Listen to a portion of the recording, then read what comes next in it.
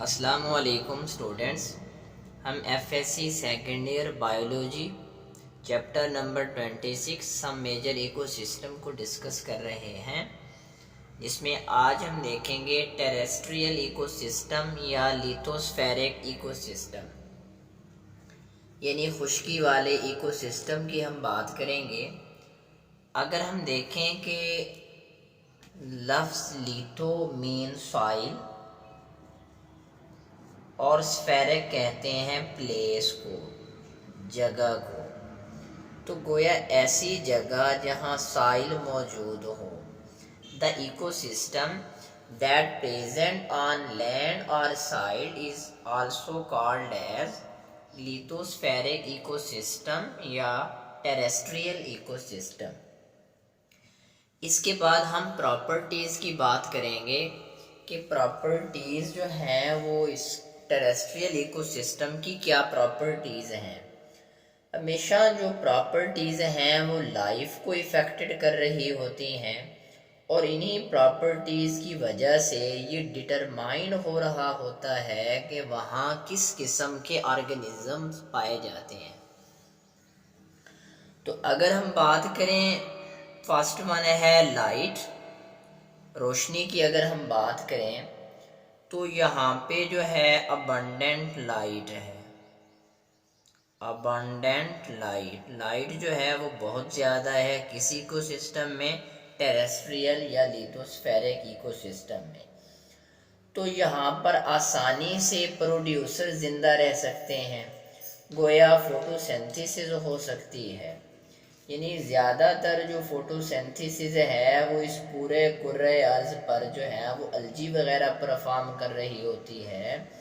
तो गोया जो फोटोसिंथेसिस है, इस फोटोसिंथेसिस का 10% हिस्सा इसी टेरेस्ट्रियल इन्वायरमेंट में होता है, क्योंकि यहाँ पे अलजी जो है वो ग्रोथ कर रही होती है, जो कि प्लांट की ग्रोथ में बहुत ही हेल्पफुल है। इसके बाद अगर हम सॉइल की बात करें, इसकी जो सेकंड प्रॉपर्टी सॉइल है, यहाँ पे इसकी सॉइल में अबंडेंट न्यूट्रिएंट होते हैं, यानी जो सॉइल है इसमें अबंडेंट न्यूट्रिएंट्स हैं। न्यूट्रिएंट्स की मिकदार इसकी सॉइल में बहुत ज़्यादा है। इसी तरह अगर हम देखें कि यहाँ पे प्लेस ऑफ एनकरेज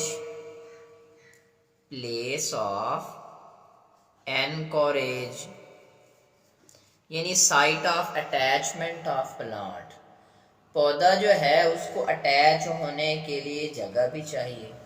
तो गोया यहाँ की जो सॉइल है उसमें अबंडेंट न्यूट्रिएंट्स हैं, बहुत ज़्यादा न्यूट्रिएंट्स हैं, और जो ये न्यूट्रिएंट्स हैं ये प्लांट की ग्रोथ में बहुत ही ज़्यादा हेल्पफुल होते हैं। इसी तरह प्लेस ऑफ इनकरेज है, site of attachment of plant है कि प्लांट जो हैं उनको अटैच होने के लिए जगह भी चाहिए। इसके बाद अगर हम इसकी तीसरी प्रॉपर्टीज़ की बात करें तो वो है वाटर, पानी। अब it is limited and very unequally distributed. Water जो है वो लिमिटेड है और अनइक्वली डिस्ट्रीब्यूटेड या अनइवनली डिस्ट्रीब्यूटेड, यानी हम टेरेस्ट्रियल इकोसिस्टम में अगर वाटर की बात करें तो वाटर लिमिटेड है, very unequally distributed according to place and time, place plus time. यानी अगर बारिश हो जाए तो पानी ज़्यादा, अगर बारिश ना हो तो ड्राउट वाली, खुश्की वाली कंडीशन होगी। जैसे डेजर्ट है वहाँ एक्सट्रीम किस्म की खुश्की वाला इन्वायरमेंट है, लेकिन जो दरियाओं के साथ वाली ज़मीन है वहाँ पर पानी एज़ कंपेयर टू डेजर्ट जो है वहाँ ज़्यादा होगा। इसी तरह अगर हम देखें कि अगर हम खुश्की वाले इन्वायरमेंट की बात करें तो कहीं पानी ज़्यादा कहीं कम। इसी वजह से लाइफ भी डिफरेंट होगी। तो डेजर्ट में ऐसी लाइफ होगी जिसमें पानी को स्टोर करने की, पानी को गेन करने की ज़्यादा सलाहियत होगी। और ऐसा इन्वायरमेंट जो आम तौर पर बिल्कुल एक्वेटिक के साथ है, वहाँ ऐसे ऑर्गेनिज्म होंगे जो काफ़ी हद तक पानी के बगैर ज़िंदा नहीं रह सकते, जैसा कि एम्फीबियन हैं, काफ़ी सारे आमतौर पर ये किनारों पे मौजूद होते हैं। इसके बाद लाइट, सॉइल, वाटर, और इसके बाद अगर हम टेम्परेचर की बात करें तो यहाँ का जो टेम्परेचर है टेरेस्ट्रियल इकोसिस्टम का, टेम्परेचर कैसा है। Temperature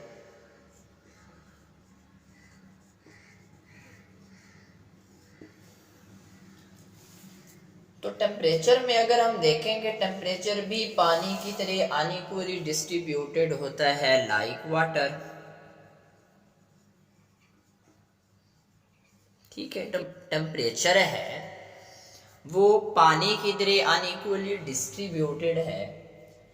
favourable temperature are very unevenly distributed on the land in place and time, दोनों के एतबार से, प्लेस और टाइम के लिहाज से।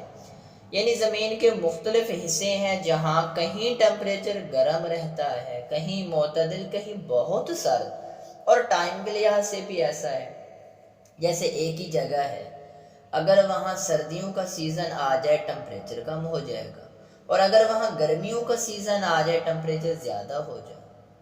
इसी तरह ज़मीन को 3 बड़े हिस्सों में डिवाइड किया गया।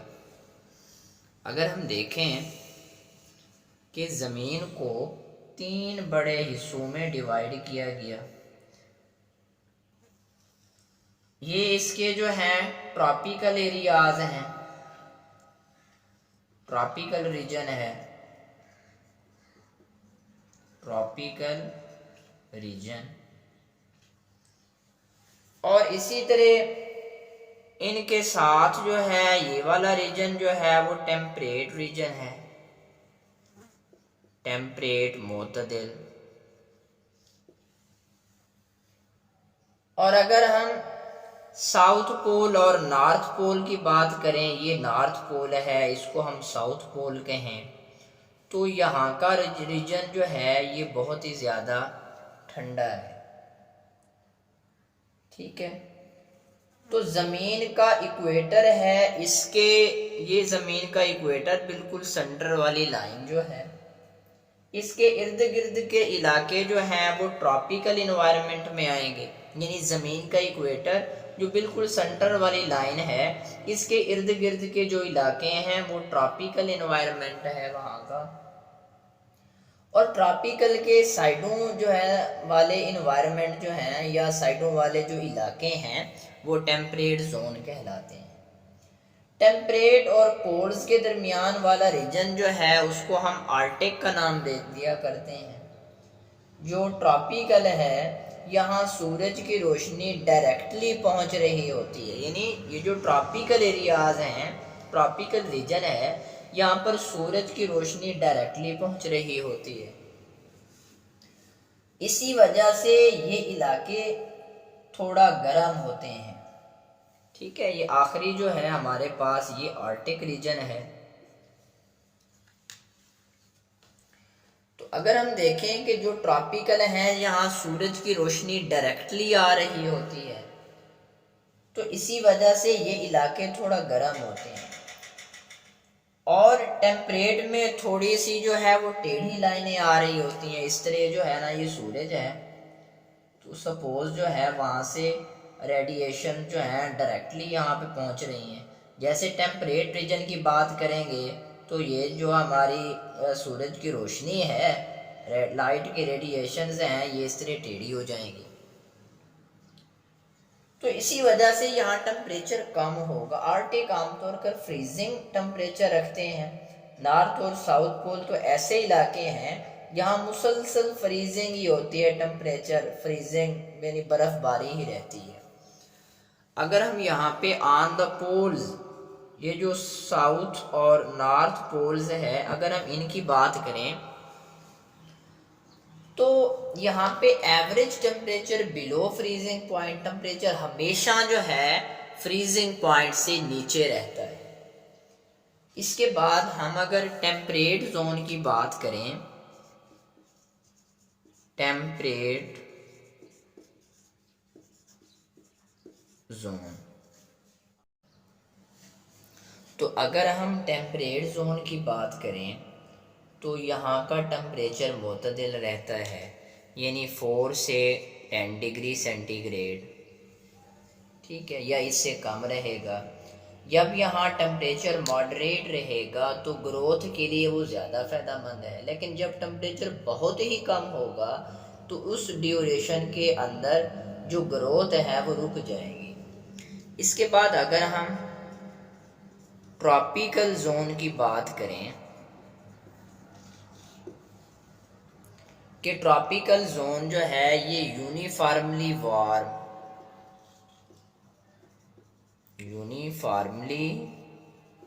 वार्म और यहाँ का क्लाइमेट जो है वो मॉइस्ट क्लाइमेट। तो अगर हम देखें कि ट्रॉपिकल जोन में आमतौर पर गर्म इन्वायरमेंट मौजूद है, अगर सर्दी भी पड़े तो सर्दी इतनी शदीद नहीं कि बर्फ़बारी शुरू हो जाए। मॉइस्ट क्लाइमेट है क्योंकि यहाँ गर्मी होने की वजह से मुसलसल इवेपोरेशन हो रही है। जितने भी दरिया हैं, झीलें हैं, तो यहाँ का जो इन्वायरमेंट है वो काफ़ी मॉइस्ट रहता है। इसके बाद हम बात करेंगे एयर की, हवा की। Air is in constant motion, जो चल रही है, हमेशा एयर की कंपोजिशन यूनिफॉर्म रहती है। बिल्कुल इसी तरह आपने एक सॉल्यूशन बनाया तो उसको अगर मुसलसल शेक करते रहेंगे तो वो आमतौर पर होमोजीनियस यकसा रहेगा। लेकिन अगर उसमें काफ़ी सारे सॉलिड पार्टिकल्स हैं तो उस सॉल्यूशन को वो एक जगह पे खड़ा कर देंगे तो वो नीचे बढ़ना शुरू हो जाएंगे। इसी तरह चलती हुई हवा मुसलसल मुख्तलिफ चीज़ों को शेक कर रही होती है। तो amount of carbon dioxide and oxygen is much constant. CO2 और ऑक्सीजन की कंपोजिशन आमतौर पर कांस्टेंट रहती है। जब भी एयर की बात करें तो ऑक्सीजन जो है वो 21% आमतौर पर ज़मीन पर यही अमाउंट चल रही है, यानी और ऑक्सीजन जो है वो कितनी है 21%, और कार्बन डाइऑक्साइड 0.04% मौजूद है।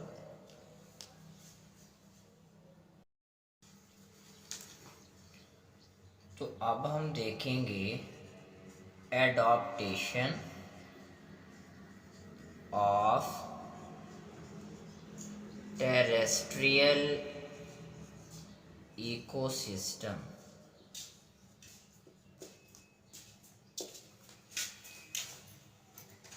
कि जब वाटर से खुश्की पर ज़िंदगी आई तो खुश्की में कुछ प्रॉब्लम्स थे कि वहाँ पानी कम था, दूसरा टेम्परेचर बड़ा हार्श था, तीसरा उनको चलने के लिए बॉडी को सपोर्ट चाहिए थी। इन 3 प्रॉब्लम्स को कैसे सॉल्व किया कि पानी थोड़ा है उसको कंज्यूम करना है। पहली बात है conservation of water, conservation of water, कि पानी यहाँ पे कम है उसको किस तरह कंज्यूम करना है, ठीक है। तो यहाँ पे देखें कि होम्योस्टेसिस का बहुत बड़ा रोल है। Plants development of bark and cuticle. तो इसके बाद है कंजर्वेशन ऑफ वाटर, कि यहाँ पे पानी थोड़ा है उसको कंज्यूम करना है। तो अगर हम यहाँ पे देखें कि जो प्लांट्स हैं, जो पौधे हैं, development of bark and cuticle, bark and cuticle, यानी क्यूटिकल जो है ये वाटर बैरियर का काम करती है, तो इसी वजह से बॉडी से पानी को निकलने नहीं देती, यानी बड़ा होम्योस्टेसिस का यहाँ पे बहुत बड़ा रोल है। और जो बार्क है उसमें कुछ डेड टिश्यूज़ मौजूद होते हैं बार्क के अंदर, कुछ डेड टिश्यूज़ मौजूद होते हैं और वो बॉडी को कवर कर लेते हैं। इसी तरह अगर हम यहाँ पे एनिमल्स की बात करें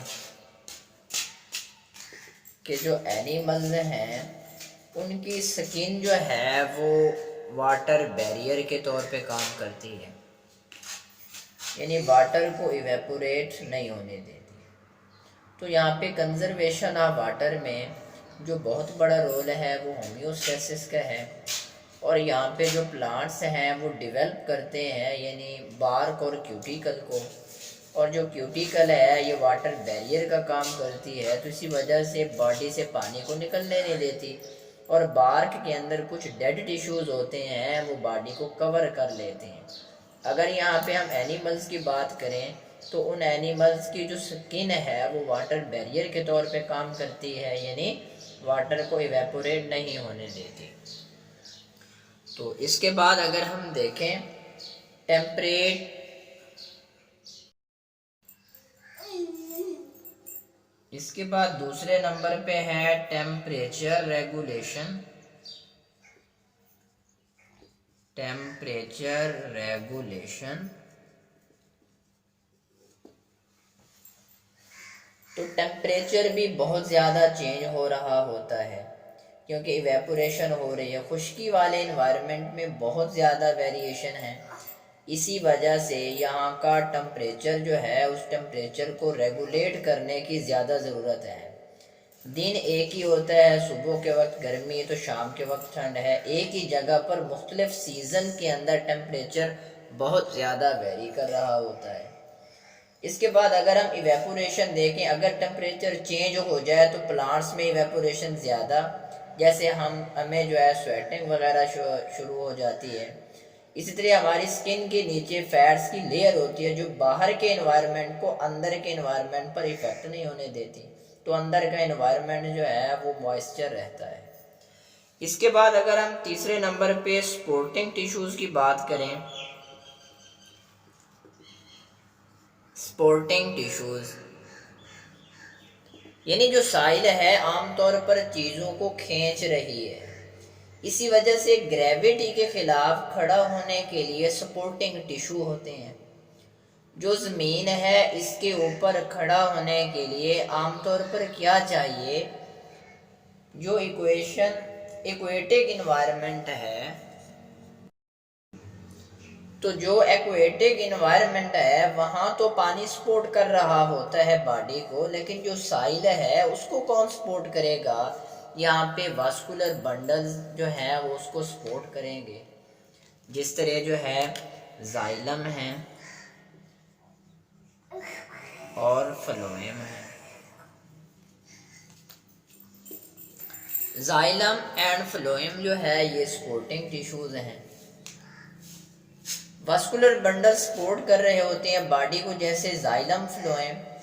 तो यहाँ पे एनिमल्स में जो है वो स्केलेटन होता है, जैसे हमारी बॉडी को सपोर्ट कर रहा होता है। तो जो ज़िंदगी है वो पानी से खुश्की पर आई तो उसको कुछ प्रॉब्लम्स फेस करना पड़े, उन प्रॉब्लम्स को सॉल्व करने के लिए कुछ अडॉप्टेशन की गई, जिसमें हमने सबसे पहले कंजर्वेशन ऑफ वाटर को देखा, फिर हमने टेम्परेचर रेगुलेशन की बात की और इसके बाद हमने सपोर्टिंग टिश्यूज़ की बात की। तो जी स्टूडेंट्स, आज का हमारा टॉपिक था टेरेस्ट्रियल इकोसिस्टम और लिथोस्फेरिक इकोसिस्टम। हम चैप्टर नंबर 26 हम मेजर इकोसिस्टम को डिस्कस कर रहे हैं, जिसमें आज हमने टेरेस्ट्रियल इकोसिस्टम और लिथोस्फेरिक इकोसिस्टम की बात की, फिर हमने उनकी प्रॉपर्टीज़ को 1 बाय 1 डिस्कस किया। तो अगर किसी का कोई क्वेश्चन हो तो वो कमेंट सेक्शन में हमें ज़रूर कमेंट करें। थैंक यू, अल्लाह हाफिज़।